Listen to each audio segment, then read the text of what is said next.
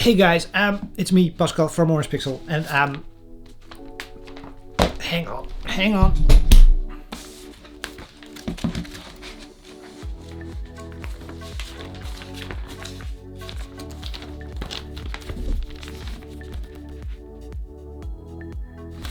That's my game in a magazine. And I don't read magazines anymore. I think they're old, they're outdated, and I'm not sure who still reads magazines. But it's pretty cool that your game gets mentioned in a magazine. I'm not sure why. I think it's just the fact that everything I do, my company, my games, it's all digital, online. And if something then transfers from a computer into something that you can hold and show other people and take with you, and I don't know, it's just it's pretty cool. Hang on, this is just one.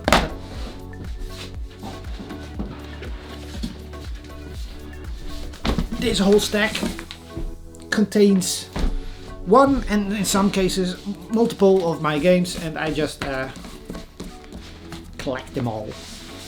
And for those that I can collect, because sometimes it's in a country I don't know anybody there and it's hard to get a magazine copy, but it's cool.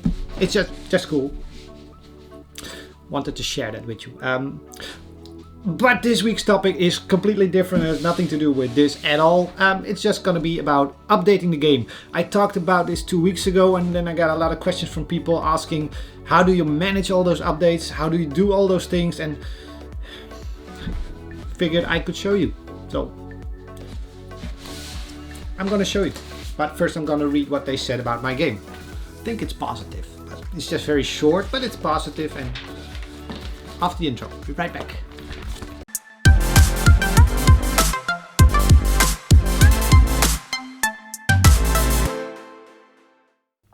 Yep, positive mention, pretty much positive. So thanks Gameplay for mentioning my game in your magazine, Dutch magazine. So if you're in the Netherlands and you want to see, check it out.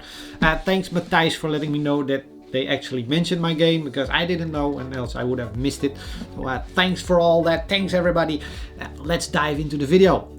Topic of the day, updating the game, part 2, I guess, because as mentioned a few weeks ago, talked about Space Gardens 2, doing the updates, but I mostly talked about what those updates were. Now I want to talk about how I do all those updates, because I had a bunch of questions from people asking me how I manage all that, and let's talk about it. So it's a bunch of steps I just go through, and first the setup. I created an update, I made all the code, I tested the game on the PC. I always build and create my games on the PC version, and then I test on mobile. Since these updates are mostly game logic, there's not a lot of interface stuff happening, so pretty much what happens on the PC also happens on mobile devices. I do run and test it, so the first thing I do is test it on the iPad, see if it still runs, mostly just to feel comfortable about it. I can't push an update without knowing if it actually runs, so I run it on my iPad. If it looks okay, I usually play a session, and then I'm done. So then I'm gonna build the iOS version, which is pretty much waiting for the computer to finish. And that's really a big part of doing an update. Waiting. Anyway, we're building the iOS version, and in the meantime I also set up the App Store page, which means creating a new version, adding the features that are changing, or the change list, just mentioning some of the highlights because you can't fit everything in there. All these changes I keep track in Trello, which is a free internet service that you can actually use to maintain lists and stuff like that. So I have the list for the current version that has all the things I changed and added. I pick out the most important ones and add them to the change list for the App Store. By the time I'm done with that, hopefully the build is also ready, so I can actually push it to Apple. To push the new build to Apple, we use Apple's transporter tool. We select the file that we just created, and then it does its magic, and a few minutes later, after waiting, the game will be processed and sent to Apple. And then a little bit more waiting is done because Apple has to process the file on their side. So a couple of minutes later, we can actually attach this file to the new build we created in the first place. And then we can submit it to Apple, and then it's a lot more waiting. So what happens next is that Apple will review the version.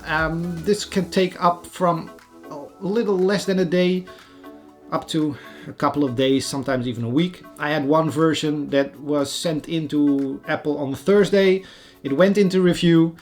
but nothing happened. And the next Thursday came and I just pulled it out of review and submitted the next version, which then got actually approved within a day. So the iOS gamers missed out on a version because somehow it got stuck in Apple's review queue somewhere and nothing happened. So that can happen, and in updates like this it's not a big problem.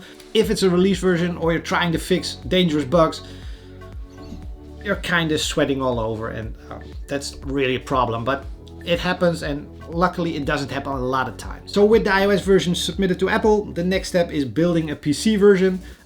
Building the version is pretty simple and pretty fast, but because I create my games in Java, just sending out a jar file doesn't work. So we have to wrap them up in a package so that it can actually run on its own. So we have to run some scripts for this. These scripts are just like Windows batch files, but in my case they're Mac bash scripts. And they pretty much handle a bunch of commands. So these scripts are just very convenient. The first script is packing it up so that there's one file. The next script is sending it over to Steam, which does a lot of Steamworks kind of commands. And the final step is sending a build to itch, which is running the itch.io butler tool. And a lot of tools are getting called in these scripts, and for me it's mostly just waiting for these tools to actually complete their task and finish up and things like that. So that's the iOS version done. That's the PC version eventually done once all these scripts are done. That leaves us with the Android version, which is just running the Android tools and waiting for them to build the Android version. Waiting. And then we upload it to the Google Play Store. We can copy the feature list from the iTunes version, so I don't have to retype all of that. So it's a pretty quick process. Just upload it, copy, paste, and set it live. So now the updates are all finding their way onto the different stores. Next up is actually typing a little update post. I keep doing this because it allows me to talk about my game. It allows me to share on social media. It's a great way to communicate to players what's new and where my head is. Why did I create these changes, or why did I do this or that, and what am I planning in the next couple of updates. So the first thing I do is post this on my own website, which is really the hub for all my Orange Pixel stuff. So everything I create and post and try to do is somehow connected to the Orange Pixel website.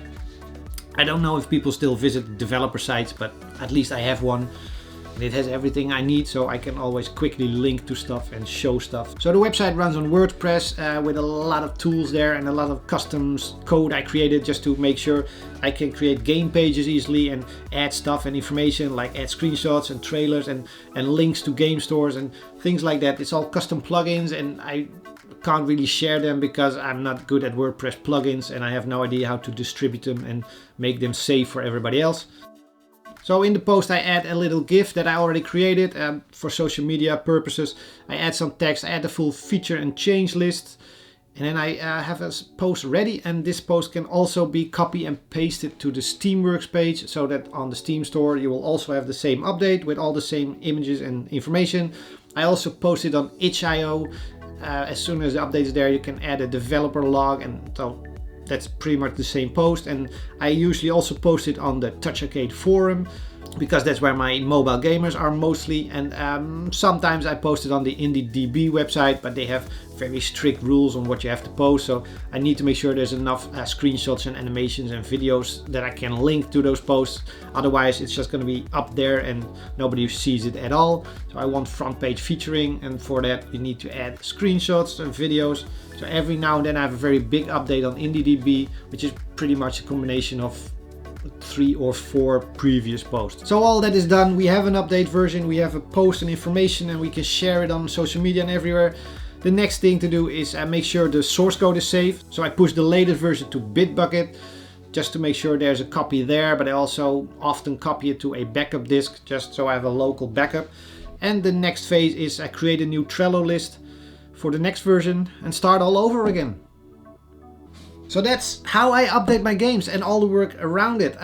It's a lot of work, but having the scripts and having a good workflow, all in all, I think this takes less than an hour, not including the work I do on the update, but just pushing it out, typing stuff and posting it everywhere and scheduling some tweets for it and a social media post. I think it's about an hour's work every week. But it's worth it because it keeps the game fresh, it keeps players playing, it allows me to keep posting about the game, so that also means the game shows up in timelines for people. So hopefully at some point they will recognize it and figured that they should give it a try, and with some luck at some point it actually grows into something bigger, or a big YouTuber picks it up. I don't know, but I do know that if I don't push these updates every week and don't talk about it, nobody will actually try my game, and that's a shame because it's a great game and you should try it as well. So head over to spaceguns.com, give it a try. It's on iOS, Android, PC.